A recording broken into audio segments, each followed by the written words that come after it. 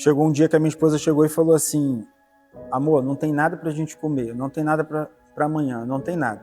E realmente nesse dia eu fui abrir a geladeira e não tinha nada. E eu sei que quando nós voltamos assim por volta do horário do almoço, nossa despensa estava cheia, nosso armário estava cheio, a nossa geladeira estava cheia. Sabe, naquele momento, Deus estava me dando a resposta de que quem Ele chama, Ele financia.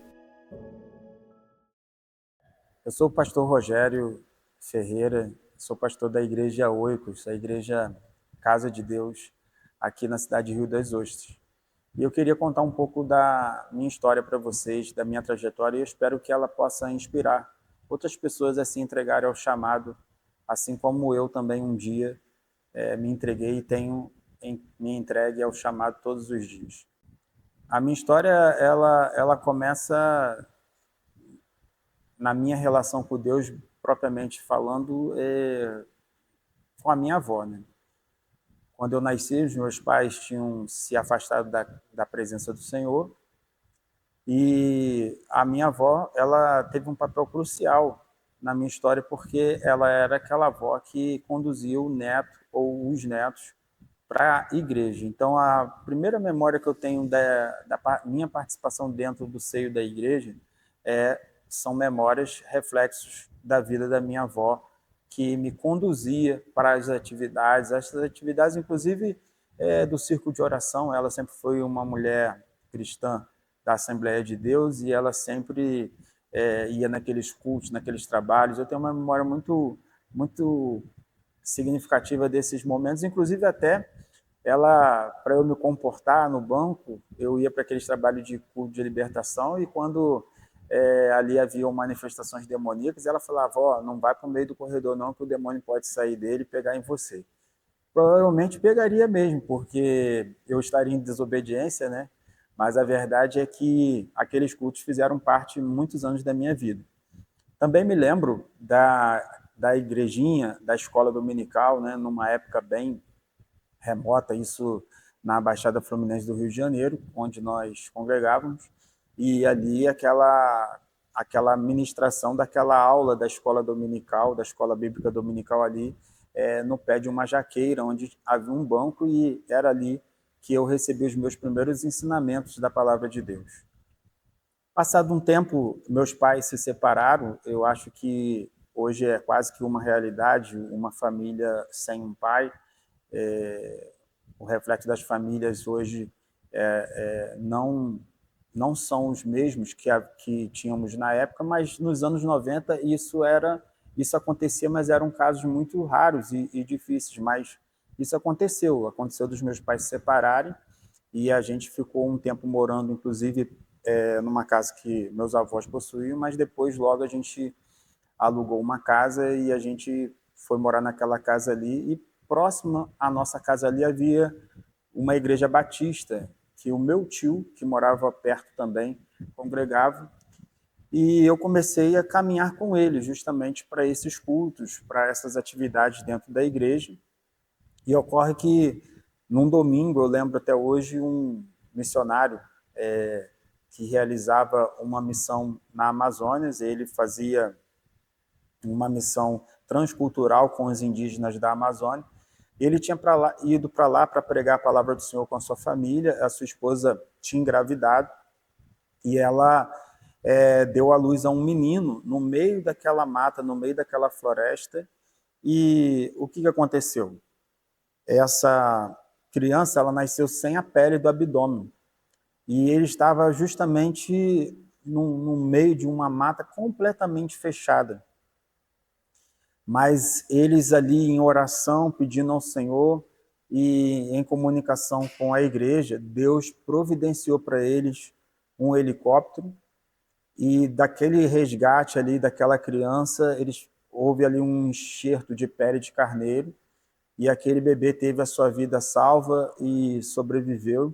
E isso ficou muito marcante para mim, que foi justamente esse testemunho eu ouvi em 1991. Foi o dia exato que eu soube o que eu queria para a minha vida. E foi o dia que eu entendi que eu precisava entregar a minha vida a Jesus. Apesar de desde pequeno ter sido criado na igreja. Aquele dia impactou minha vida porque o meu coração ardeu de uma forma diferente pelo Senhor. A partir daquele dia, eu decidi então que eu iria me batizar. E eu cheguei para o pastor na época, eu falei, pastor, eu quero me batizar. Isso pareceu um pouco estranho para o pastor da época, porque, como de costume, não era normal batizar crianças menores de 12 anos, e eu tinha 11. E eu queria muito me batizar. Então, fui matriculado numa escola bíblica de catecúmenos e com um livro muito grosso, e eu fui retirado daquela escola de pré-adolescente, a escola dominical de pré-adolescente que eu amava, né? E nessa ocasião, a Igreja Batista já com uma estrutura muito boa, tinha toda uma didática de ensino totalmente diferenciada. Eu me vi inserido ali em meio aos adultos, não que eu não quisesse me batizar, mas aquilo ali fugia muito da realidade que eu acreditava, que eu enfrentava. E eu falei com o pastor, pastor, eu não quero mais ficar nessa classe aqui, eu quero voltar para a minha classe. Não era que eu não queria batizar, mas era que eu não queria ficar justamente naquela classe que, com um grupo de pessoas com uma linguagem totalmente fora da minha linguagem na época. E, de fato, eu voltei, o pastor entendeu assim que eu não deveria ser batizado naquele momento, nós acabamos nos mudando algumas outras vezes, e em 1997 eu vim para Macaé. Vim para Macaé com o objetivo de provar alguma coisa para o meu pai, porque meu pai tinha sido militar, foi do Exército, foi da ESA e foi das Forças Especiais do Exército, e eu queria justamente provar para ele que eu também era capaz. Então eu vim para Macaé com o objetivo de me formar, de ser um militar e galgar essa carreira militar aí, na qual meu pai tinha também percorrido. Sendo que cheguei em Macaé, para minha surpresa e vontade de Deus, eu fui dispensado do Exército.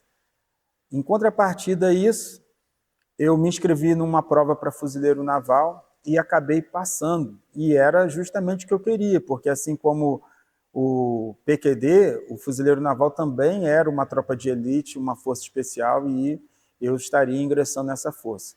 Mas o mais importante nessa trajetória da minha vida e da minha caminhada foi porque Deus foi traçando esses sonhos, esses objetivos, esses caminhos na minha vida.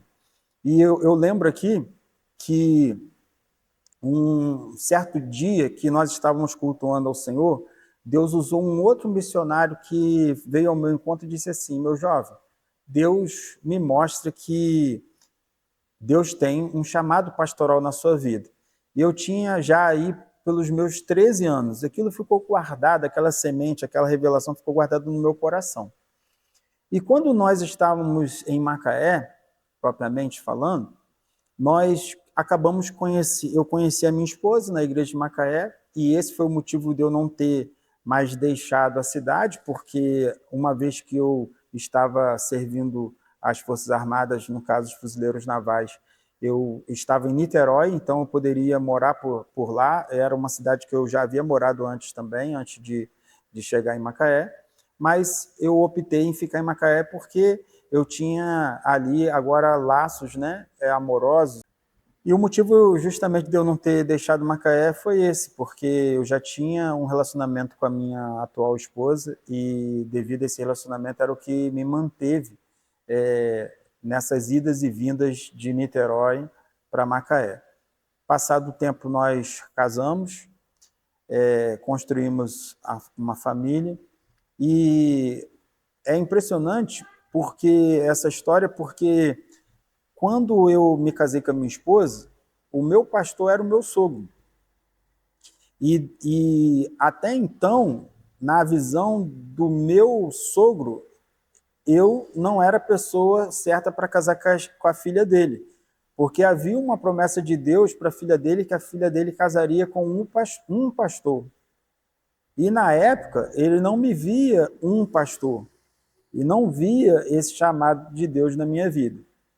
E nós casamos, passamos então, depois de casados, a congregarmos em uma outra igreja, que é a Igreja Metodista, e lá nós começamos a ser despertados nesse chamado, nessa direção desse chamado, de uma forma muito endereçada por Deus, porque não foi algo também que eu busquei, não foi algo que eu procurei, não que não se possa buscar ou procurar, mas foi algo que foi acontecendo naturalmente. E eu lembro que no dia, basicamente assim, no culto da virada, eu estava dentro do templo nesse dia, e minha filha tinha nascido, a minha filha Antonella tinha nascido havia alguns meses, eu estava com os meus 28 anos.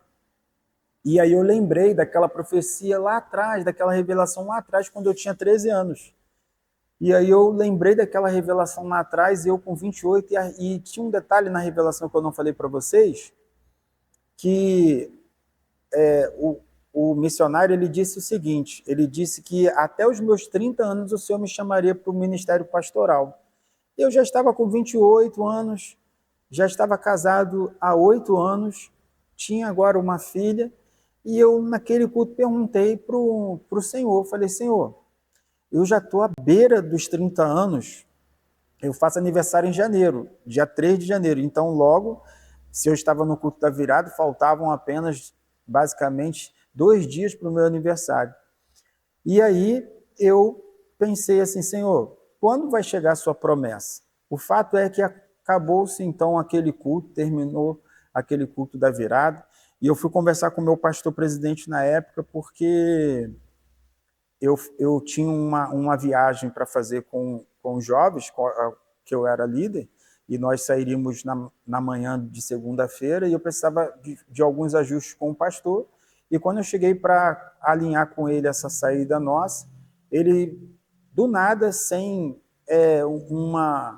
um motivo aparente, sem uma conversa que puxou para esse assunto, ele vira para mim e fala assim, Rogério, você tem um chamado pastoral, o que você acha de você largar tudo e ir para São Paulo estudar teologia? Naquele momento, não vi o meu pastor falando comigo, mas eu vi Deus. E eu lembro que, conversando com ele algumas vezes, ele nem conseguiu explicar ao certo por que isso saiu, essas palavras saíram assim, tão diretas da boca dele. E naquela mesma semana nós estivemos no gabinete, nós conversamos e nós estávamos, então começamos aquele ano a nos prepararmos para largar tudo que a gente tinha, os nossos empregos, e nós irmos para São Paulo, que era onde a gente ia estudar e onde a gente também ia começar pastoreando ali. E aí ali seria o início então do nosso chamado. E aí já começamos a viver os primeiros desafios desse chamado. Tínhamos uma bebê nova, tínhamos uma estabilidade, e agora nós estávamos sendo desafiados a ficarmos entregues totalmente na mão de Deus. Só que tem um porém nisso, porque naquele exato momento nós estávamos abrindo o nosso negócio, já havíamos alugado um local, já estávamos na reforma desse local, tínhamos dado depósito, já estávamos pagando o aluguel, já estávamos pagando a energia do local, já estávamos alinhados com a empresa que ia fazer os móveis todos planejados sob a medida daquele local. E nós estávamos assim, a todo vapor daquele empreendimento que era um salão de beleza que nós estávamos montando, e nós sairíamos da empresa que nós trabalhávamos e iríamos justamente para esse local. Já estava ficando todo estruturado esse local quando esse convite, né, quando esse chamado, quando essa revelação veio bater a nossa porta. E a gente ali teve que tomar uma decisão. A gente teve ali que fazer uma escolha. E foi a primeira vez que a gente se viu muito desafiado, porque era um sonho nosso. Eu acho que é um sonho de quase todas as pessoas terem um negócio próprio, terem uma certa independência. E você pode até pensar, mas por que vocês queriam ter um negócio próprio? Nós éramos muito bem-sucedidos no local onde a gente estava trabalhando. Mas chegou um tempo que eu vi que a gente não conseguia produzir mais daquilo que a gente já estava produzindo. E não é que eu quisesse sair da empresa onde nós estávamos, mas eu fiz uma proposta para essa empresa, para nós podermos alavancar a ideia dentro da própria empresa, como se tivesse uma empresa encaixada dentro da outra. Naquele momento, essa realidade não era algo normal para os salões de beleza. E a dona do salão não aceitou. Ela me fez a pergunta: você quer montar um salão dentro do meu salão? Eu falei: é quase isso que eu quero fazer. Mas eu acho que vai ser benéfico tanto para a gente quanto para vocês. E aquela ideia não foi aceita, a gente teve que romper mesmo aquela parceria, e a gente não esquentou também de romper essa parceria, porque uma vez que a gente já havia aceitado a proposta de ir para São Paulo, logo, logo nós teríamos realmente que pedir as contas e encerrar todas as questões relativas ao nosso trabalho na cidade, para podermos não ter nada que nos prendesse àquela situação e à escolha que nós estávamos fazendo no Senhor naquele momento. E hoje em dia você vai ver os formatos de salão de beleza, eles estão exatamente com o MEI, né? Eles estão exatamente nesse formato que eu já estava sugerindo lá atrás, mas que não foi possível na época. Então, como a empresa não tinha aceitado aquela proposta de nós termos uma forma de trabalho diferente dentro da própria empresa, com auxiliares ali trabalhando junto com a gente começou a pensar no nosso salão, como eu havia dito. Nós começamos a montar, nós começamos a preparar, e aí veio essa proposta da gente poder ir para São Paulo. E aí o que a gente teve que fazer? A gente foi e fechou. A gente resolveu fechar, então, esse negócio. E aí eu tive que pagar a multa por estar fechando ali. Eu sei que, no final das contas, nós chegamos ali num montante de 19 mil na época. Era um valor de um carro popular. Para você ter uma ideia, na época a gente poderia comprar um Gol com esse valor. E nós fechamos, então, aquele negócio porque a gente ia obedecer à voz do Senhor, iríamos para São Paulo. E quando nós estávamos nos preparando para isso tudo, aconteceu uma situação em que uma igreja que estava em formação ainda, que era um ponto de pregação, um ponto missionário, ele ficou sem pastor. Então, meu pastor chegou para mim e disse assim: Rogério, você não poderia, ao invés de você ir para São Paulo, você não poderia assumir essa igreja? E aí eu falei: mas como que eu vou fazer? Não, tem a opção de você estudar à distância, você não precisa ir para lá. E eu falei: tudo bem, então vamos. E abraçamos o desafio e fomos para a cidade de Rocha Leão, é um bairro de Rio das Ostras, um distrito de Rio das Ostras, e lá fundamos a Igreja Metodista, em Rocha Leão. Né? Compramos uma propriedade na época lá de 2.558 metros quadrados e deixamos uma estrutura de 200 metros quadrados de obra já finalizada. E toda aquela ideia de deixar tudo ir para São Paulo mudou, porque uma vez que a gente não precisou mais ir para São Paulo, então nós tivemos que continuar trabalhando. E já tínhamos entregue o local que a gente tinha alugado para fazer o salão, já tínhamos saído da empresa a qual nós trabalhávamos e agora nós estávamos trabalhando em casa. Todo esse rebuliço, aí você vai pensar: meu Deus, mas faltou, pastor. Então, planejamento dessa voz de Deus. Deixa eu te falar uma coisa, e é sobre isso que a gente vai querer falar hoje nesse testemunho aqui. Nós estamos falando hoje sobre o chamado. E a Bíblia diz que aquele que é nascido do Espírito é como a moinha que o vento espalha. Ele não sabe da onde vem e ele também não sabe nem para onde vai. Se você quer ser uma pessoa que atenda o chamado de Deus, você tem que estar disposto a ser guiado por ele. Fora isso, você só está fazendo aquilo que você acha que deve fazer e não a vontade de Deus. E nós estávamos exatamente assim, nós queríamos estar no centro da vontade de Deus. E a gente começou a trabalhar em casa. Até isso acontecer, até a gente ir para essa igreja, a gente trabalhando muito em casa e juntando dinheiro para poder fazer esse trâmite, essa mudança. E no meio desse tempo, no meio desse caminho que nós estávamos trilhando, nós fomos enviados então para a igreja de Rocha Leão. Então nós pensamos: se nós fomos enviados para cá, se vamos ficar aqui, então nós podemos abrir nossa empresa. Mas como que a gente vai fazer? Vamos começar a trabalhar em casa. E ficamos trabalhando em casa. 1 mês, 2 meses, 3 meses, 4 meses, 5 meses, 6 meses.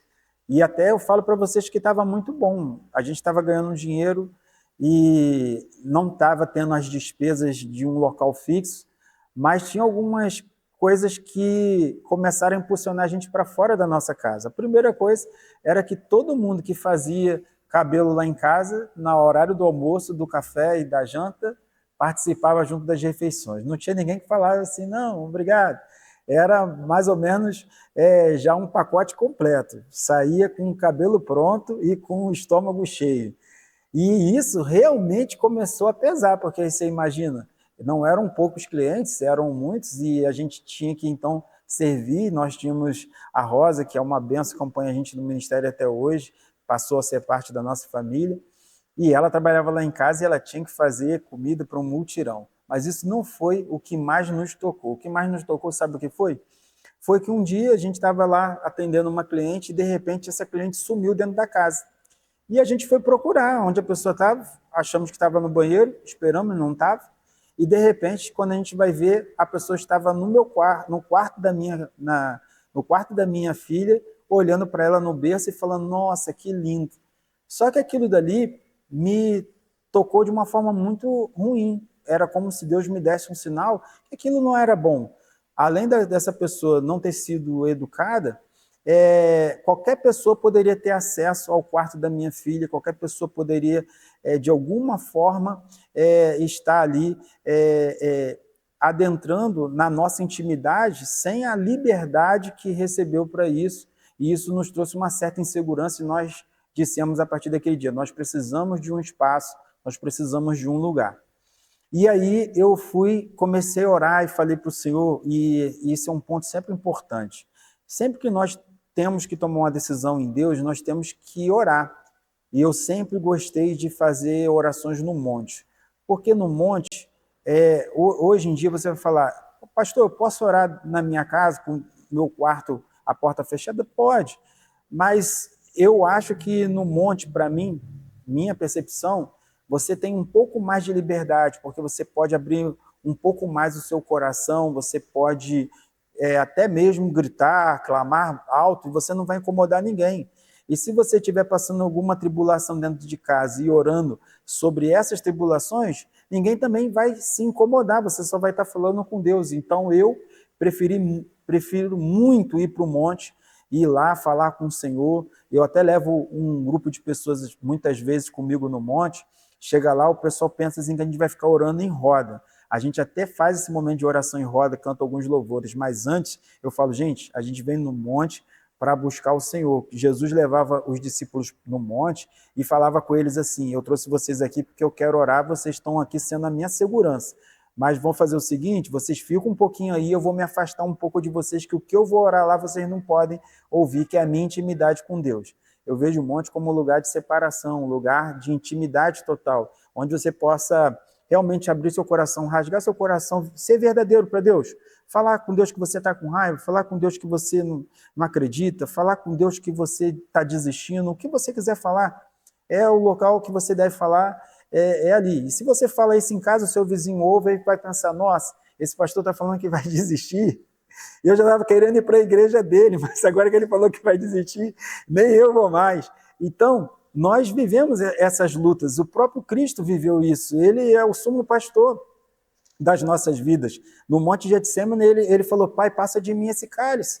Então, quem somos nós para muitas vezes não duvidarmos do chamado, das situações que acontecem na nossa vida?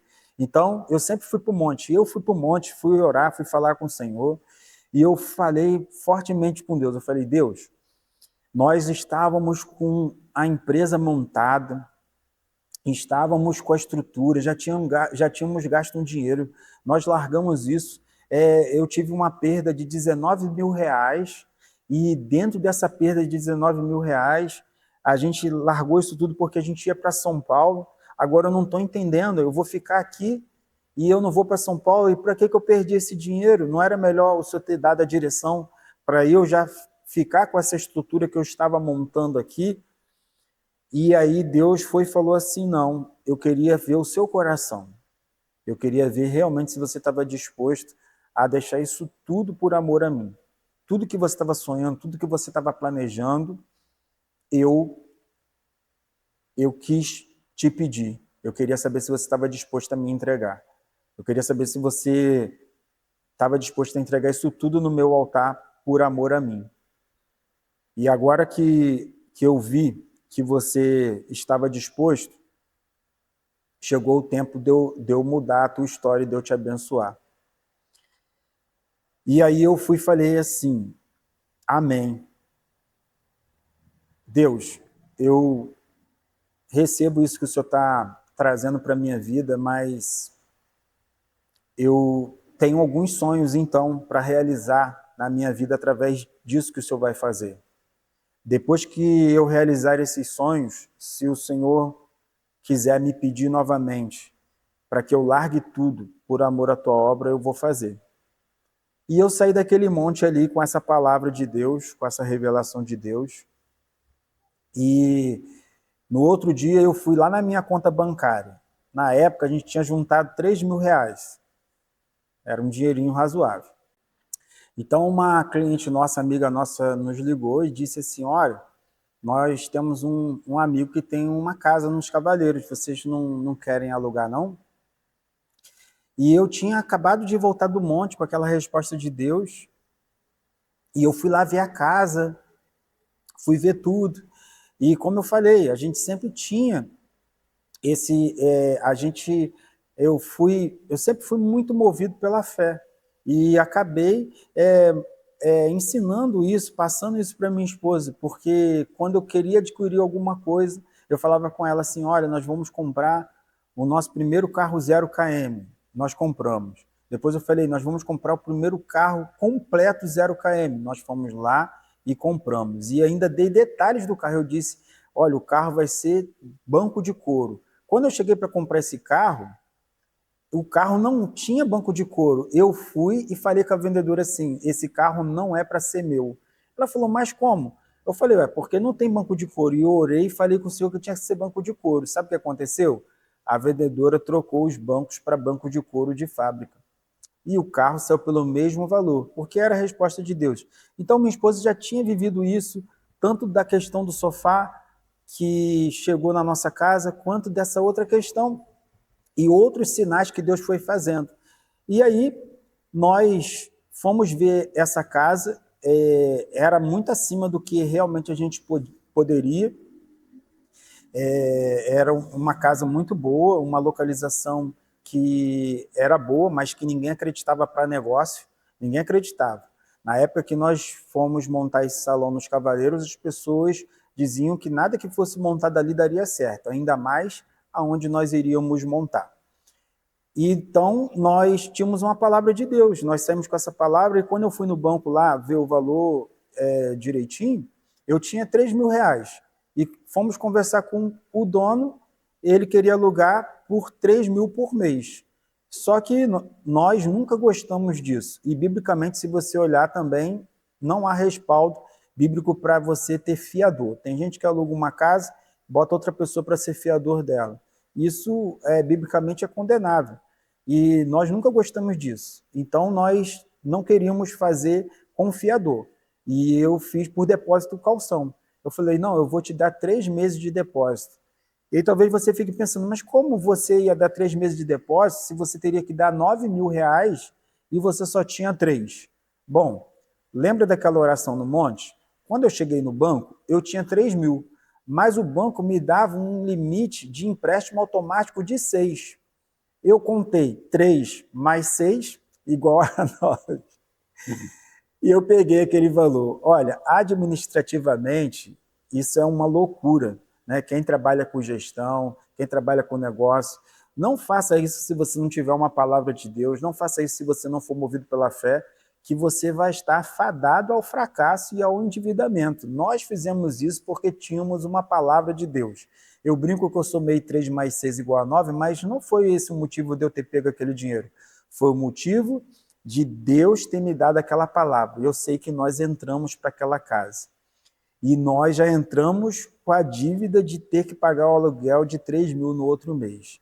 E nós trabalhamos muito duro, tanto na igreja que estávamos assumindo, quanto na empresa que estávamos abrindo. Histórias como essa precisam continuar sendo contadas. No araquim.com.br existe forma de apoiar através de produtos. Espero você lá! O fato é que tudo aquilo que eu orei no monte, falei com Deus, Deus foi cumprindo na nossa vida. O lugar que todo mundo dizia que a empresa não ia para frente, a empresa foi só crescendo.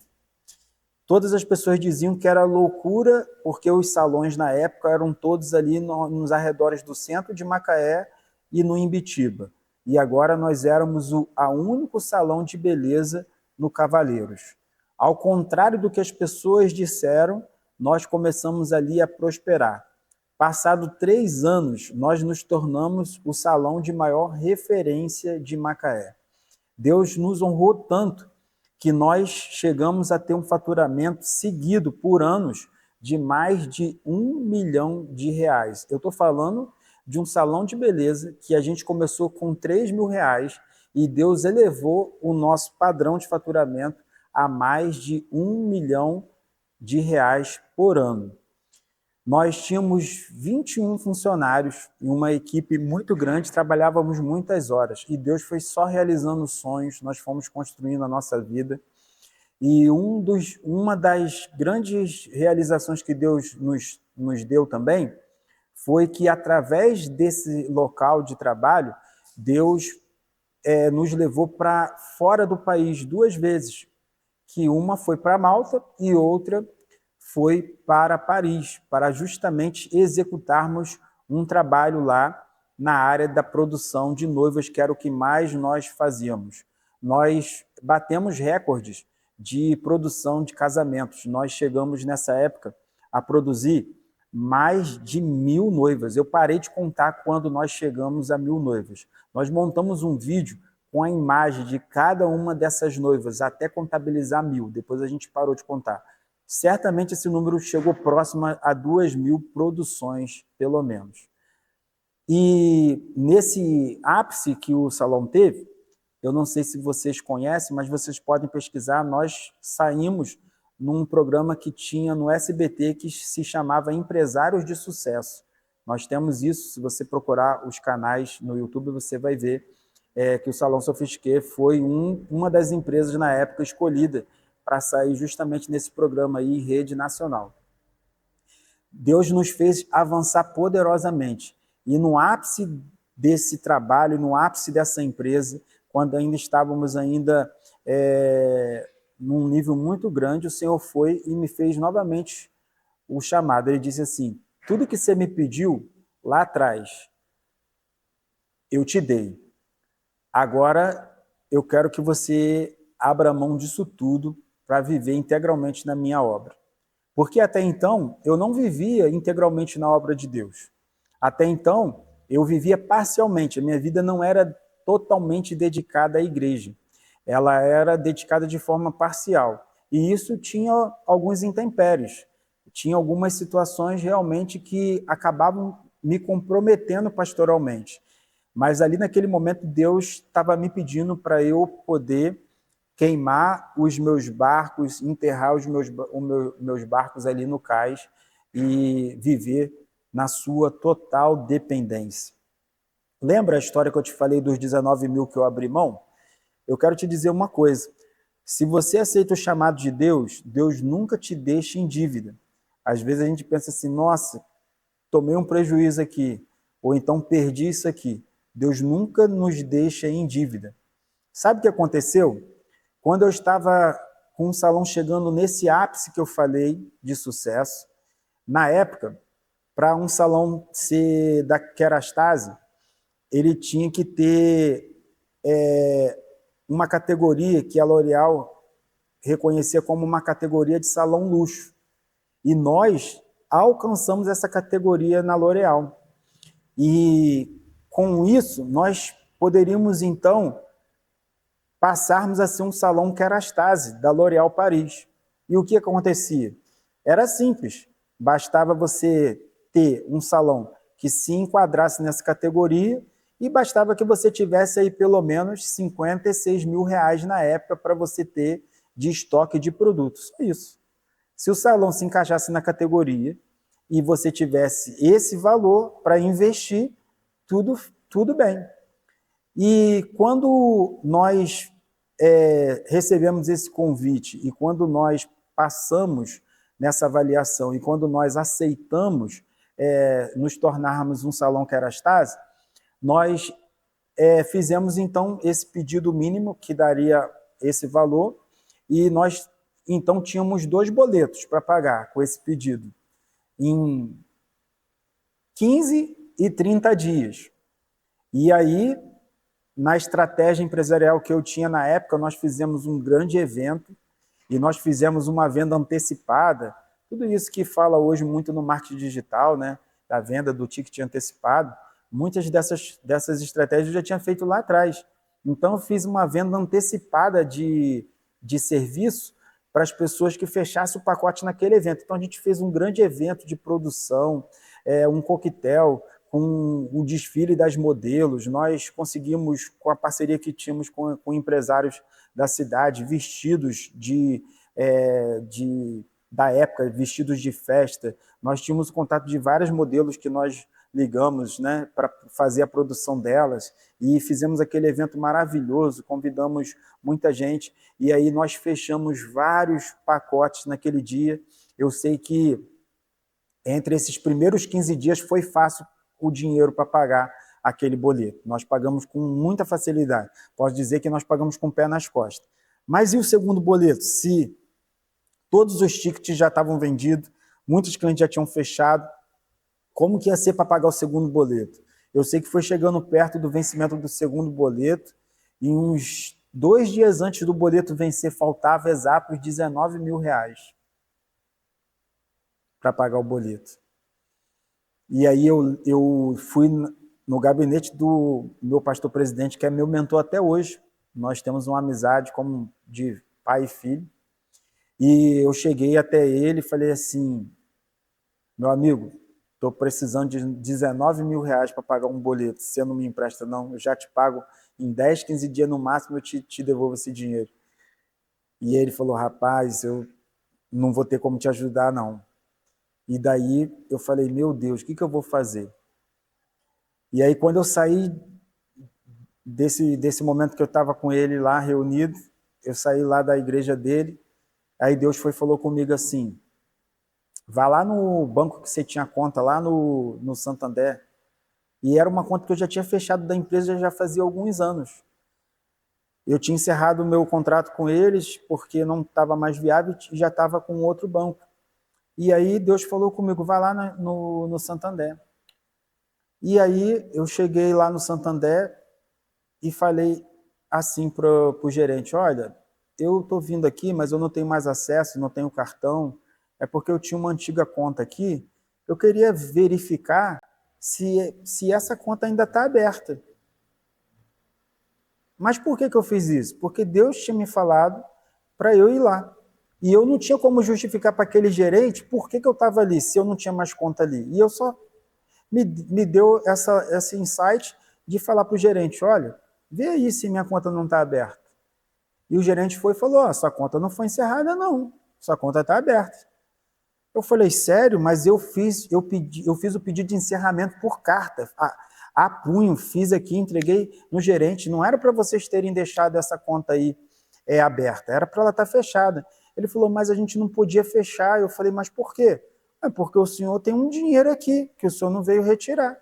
Como que a gente vai encerrar uma conta que tem um dinheiro? A gente não pode fazer isso. Eu falei: sério? Eu tenho um dinheiro aí? Ele falou: sério, tem um dinheiro aqui na sua conta. Eu falei: e quanto tem nessa conta aí? Ele falou: R$19 mil. Sabe, naquele momento, Deus estava me dando a resposta de que quem ele chama, ele financia. Sabe quando José aceitou o chamado? Que Maria, ela recebeu o chamado, foi agraciada, engravidou do Espírito Santo, concebeu de forma divina, mas poucos lembram de José. José é a figura de líder da casa, aquele que sustenta, aquele que traz o pão. E ele também, por amor a Maria, ele aceitou o chamado, porque o filho não era dele.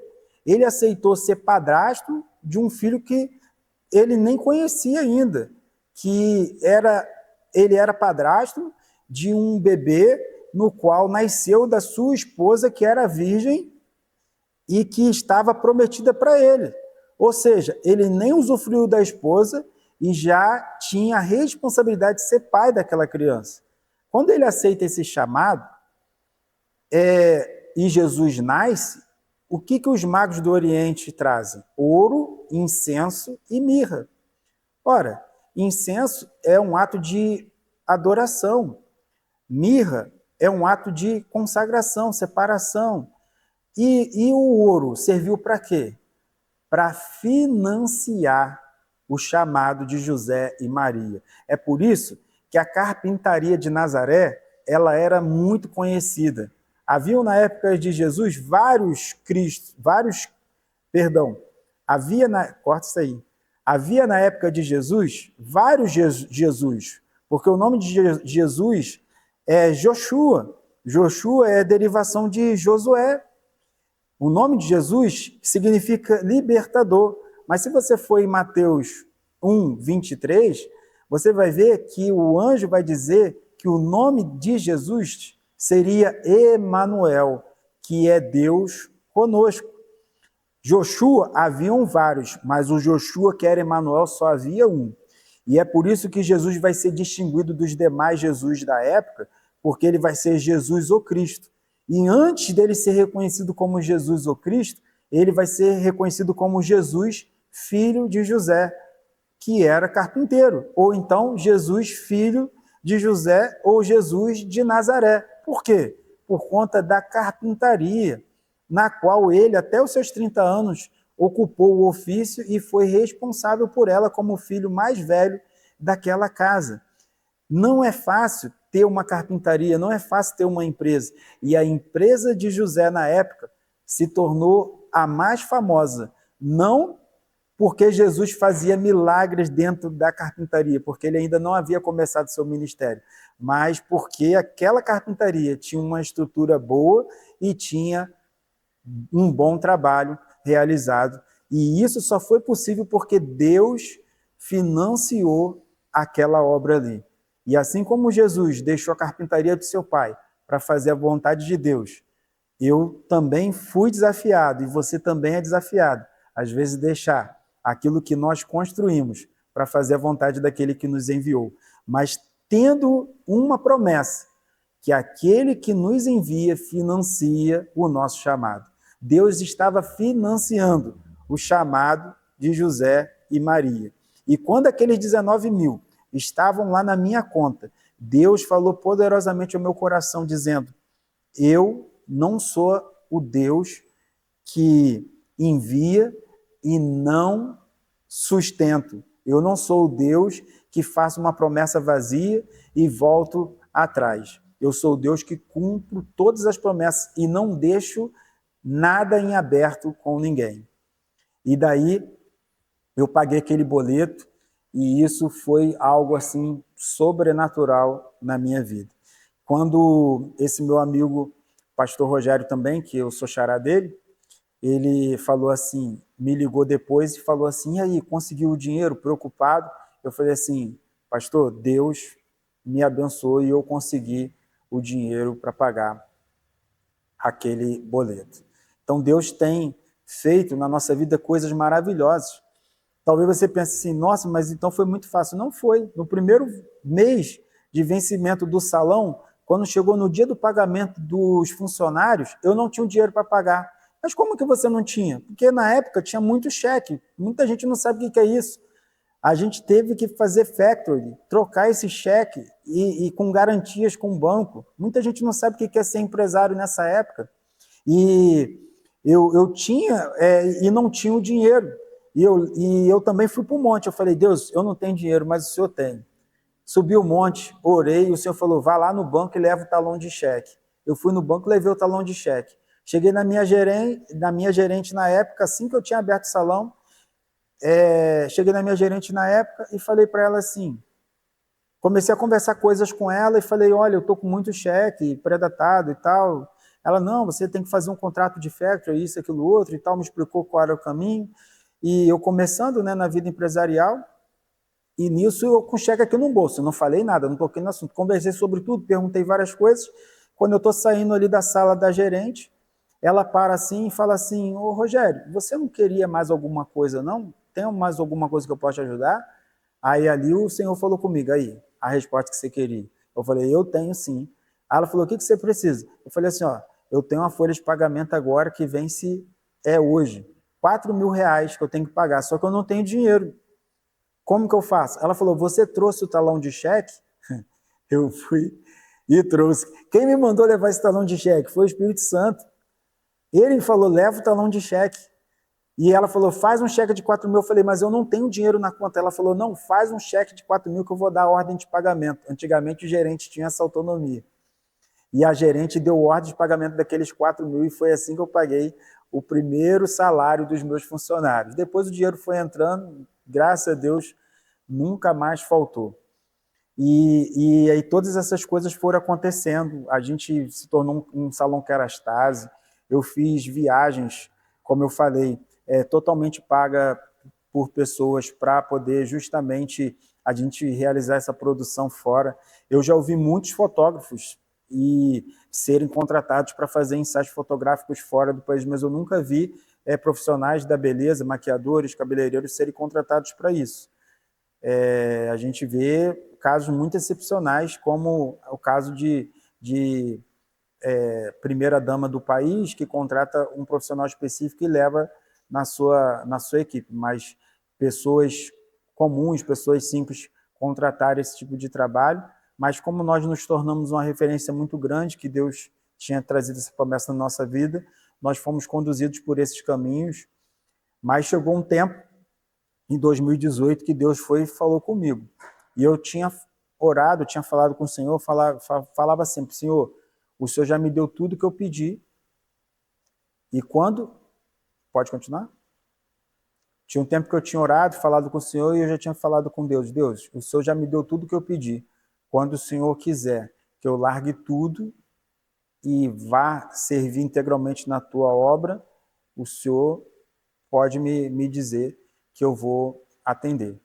E em 2018 isso aconteceu. Deus falou comigo, me chamou para viver o ministério integral. Eu falei com a minha esposa, ela ficou assustada. Eu sempre falava com ela que um dia isso ia chegar, porque foi o que nós conversamos com Deus no monte, como eu falei com vocês lá atrás. Foi a oração que eu fiz, foram as respostas que Deus foi me dando. E em 2018 eu passei a viver integralmente para o Senhor, para a igreja do Senhor. E as pessoas sempre pensam assim, o pastor que vive integralmente, o pastor é bom porque ele tem tempo livre, ele fica disponível para a igreja. Então, vai se tornar um pastor integral, um pastor sério, um pastor que administra o recurso da igreja para a igreja. E você vai ver que isso não é uma realidade.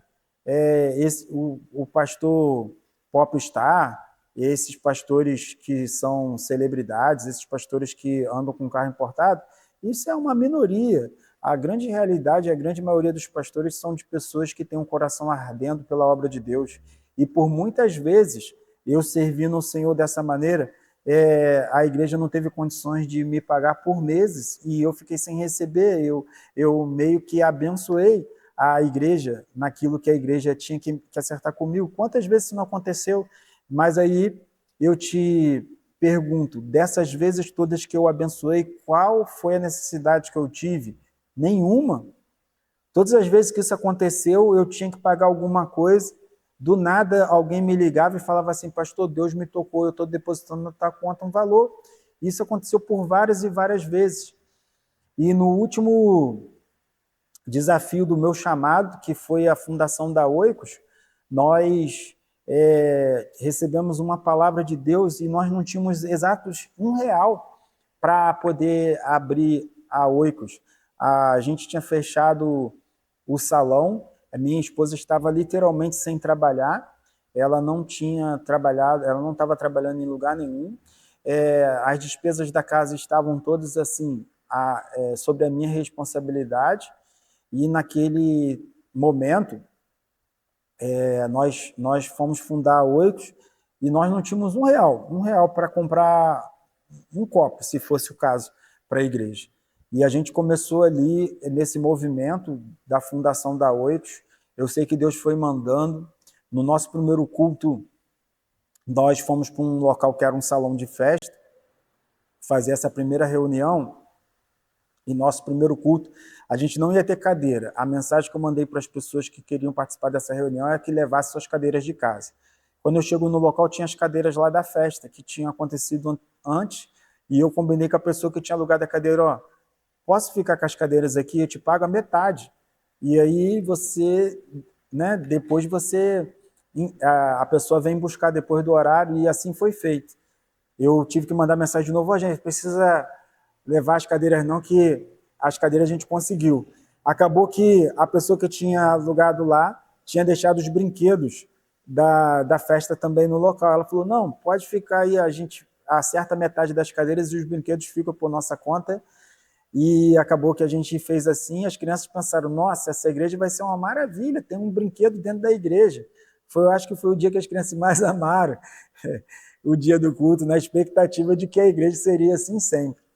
Mas a verdade é que todos os domingos, a partir desse momento, a gente alugava a cadeira. No primeiro domingo não tinha microfone, no segundo domingo já tinha microfone, no outro domingo já tinha outros instrumentos. Deus foi mandando, já tinha um púlpito, as pessoas foram doando, as pessoas foram fazendo.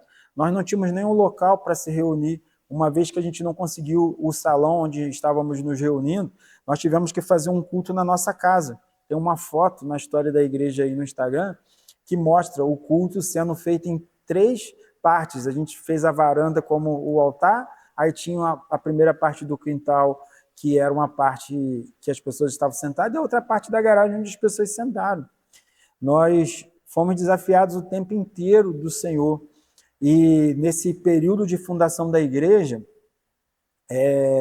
nós estávamos sem trabalho e não estávamos recebendo absolutamente nada, nada, nada, nada.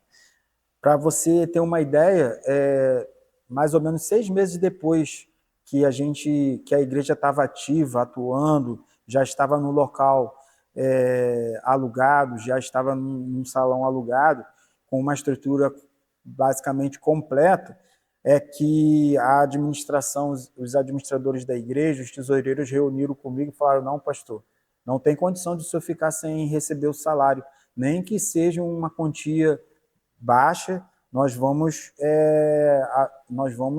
fornecer esse subsídio para o senhor, e foi estabelecido, então, o meu primeiro subsídio pastoral. Mas nós ficamos sem dinheiro esse período inteiro, e eu tinha assumido uma prestação muito grande, porque um dos sinais que eu tinha feito com Deus era que, se fosse para eu fundar essa igreja em Rio das Ostras, que Deus me desse uma casa em Rio das Ostras. E a casa onde nós moramos hoje, ela era alugada, não era nossa. E eu tinha, como sinal, eu tinha colocado para Deus o limite até dia 30 de novembro, que era o tempo exato que eu tinha que decidir em entregar o imóvel e mudar novamente para Macaé para começar esse projeto, esse trabalho que é a Casa de Deus. E aí, nesse intervalo, eu tinha uma casa em Macaé também que estava alugada. E eu tinha falado isso com Deus. Eu falei, Deus, se for o caso, eu vou ficar pagando aluguel em Rio das Ostras, não. Eu vou para Macaé, não tem condições de fazer isso. Eu sei que naquele momento de oração como resposta de Deus, no dia 28 de novembro, o meu inquilino que estava na minha casa em Macaé decidiu comprar realmente a minha casa e fez um depósito na minha conta. E no dia 28 de novembro, eu transferi o depósito imediatamente para a conta da dona da casa a qual a gente mora hoje, e isso foi um dos sinais mais fortes de Deus confirmando o estabelecimento da igreja, o estabelecimento da Oicos aqui em Rio das Ostras, porque senão eu teria ido para Macaé.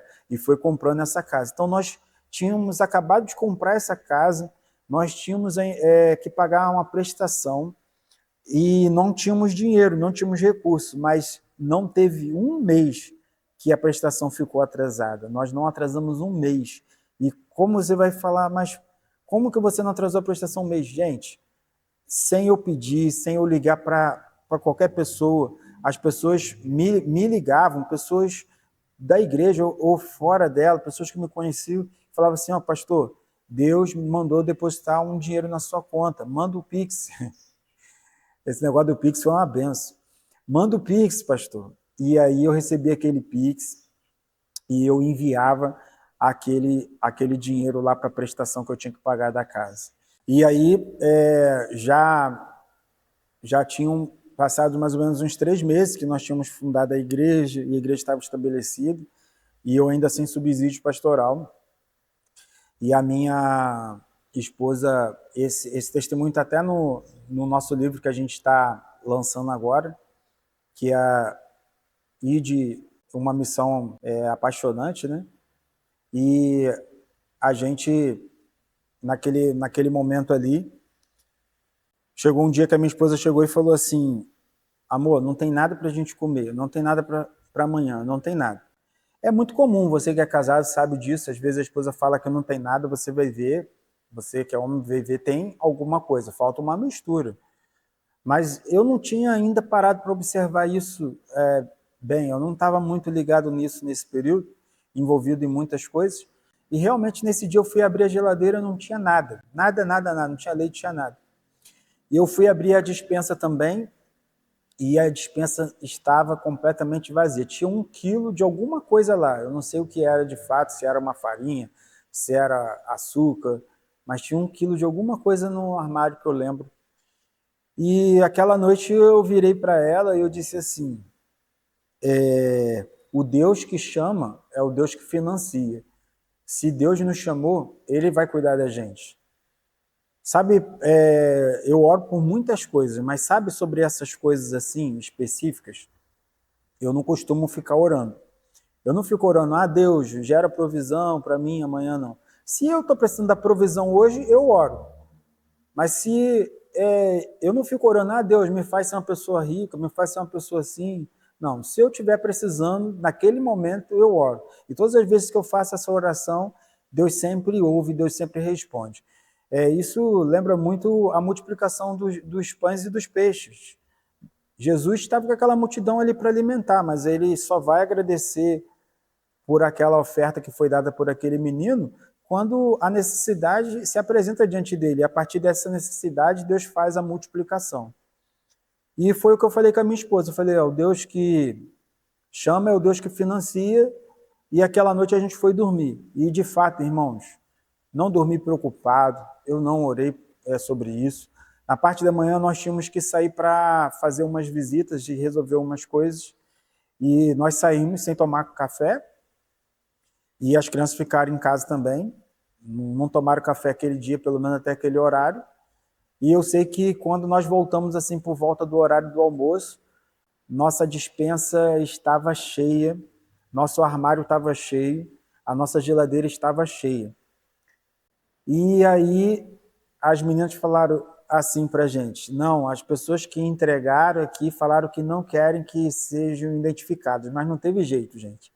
Eu pressionei até saber quem foi, porque eu queria saber como que isso aconteceu. Para mim, o mais importante era isso, era saber como que essas pessoas vieram aqui em casa e entregaram tudo que a gente precisava e tudo que as crianças gostavam, né? Elas encheram a nossa despensa com tudo. E ao saber do que aconteceu, foi exatamente assim, naquele mesmo dia que a gente estava passando aquela dificuldade, que tinha acabado todas as coisas, e eu tinha falado com a minha esposa que Deus ia prover. Passado esse dia, a irmã Edna estava no trabalho e ela tirou um período de oração no trabalho, e lá orando ela teve uma visão. E nessa visão Deus falava com ela que o meu servo, Deus falava para ela assim, o meu servo está precisando de alimento e ele não tem mais nada em casa. E ela, meio que querendo obedecer à visão que ela teve, mas ao mesmo tempo meio tímida, pensando o que eu posso fazer, será que eu fazendo isso, o pastor vai se sentir ofendido? Eu levando comida na casa dele, o que ele pode pensar? Ele pode se ofender. Então ela resolve ligar para a irmã Rogéria, e a irmã Rogéria já liga para outra irmã Elian, e eu sei que ela vai no mercado e elas juntas lá fazem 3 carrinhos de compra e entregam essas compras lá em casa, e Deus traz mais uma vez esse milagre e essa resposta. E aí a gente pensa assim, que maravilha, pastor, acabou? Não. Até hoje a gente tem que viver esses milagres, até hoje a gente vive essas provações. A nossa igreja hoje vai para fazer 4 anos, mas nós vivemos um dia por vez, matamos um leão a cada manhã, vivemos um milagre por vez, mas temos uma certeza, que Deus tem estado o tempo inteiro conosco. E aquele Deus que chama não desampara. Não quer dizer que você vai ter tudo resolvido. Eu nunca vi uma história de uma igreja que sempre teve o saldo positivo em caixa para fazer tudo o que quer, até porque quando a gente fala de valores financeiros, a gente está falando de coisas espirituais, até porque a igreja que se propõe a fazer a vontade de Deus e a obra de Deus vai receber ataques. Esses ataques muitas vezes são realmente para tentar impedir, fazer a igreja parar e deixar de realizar aquilo que ela foi chamada para fazer. Outras vezes também esses ataques são um aprimoramento de Deus no seu reino, no seio da sua igreja, para a sua obra, nos desafiando a crescer, a sermos mais ousados. Independente da etapa que você esteja vivendo, independente daquilo que Deus esteja chamando você para fazer, tenha certeza que quando Deus te chamar, não desista, não pare, não olhe para trás, faça como aquele homem que, ao achar o tesouro escondido no campo, ele foi e vendeu tudo que ele tinha. Se ele entregou a sua família para comprar aquele campo, ele entregou o seu carro para comprar aquele campo, ele entregou as suas melhores roupas, seus relógios, tudo que ele tinha ele entregou para ficar com aquele campo. Ou seja, o campo representa o reino de Deus. Quando você se dispõe a estar entregue no reino de Deus, você vai ter que abrir mão de muitas coisas, e todas essas coisas têm que estar entregues para Deus. Todas essas coisas são preço de você servir o Senhor, todas essas coisas são preço de você estar à disposição de Deus. Aquele jovem rico chegou para Jesus e tinha um dos maiores e melhores exemplos da época do que era ser um cristão aparentemente verdadeiro, mas Deus olhou para ele e falou: te falta uma coisa, vende o que tem, vem e me segue, porque a confiança daquele jovem ainda estava no dinheiro. E Jesus vai dizer que nós não podemos servir nem a Deus e nem a Mamon. Não pense que servindo ao Senhor você vai ter garantias financeiras, você não tem. Você vai ser sempre desafiado, você vai viver no limite, mas o limite prova a sua fé e estabelece quem é o Deus na sua vida. O seu Deus não é o que você pode fazer através do dinheiro, o seu Deus é aquele que pode fazer através da sua fé, e isso é o que Deus faz na vida daquele que aceita o chamado do Pai. Amém. Deus abençoe vocês.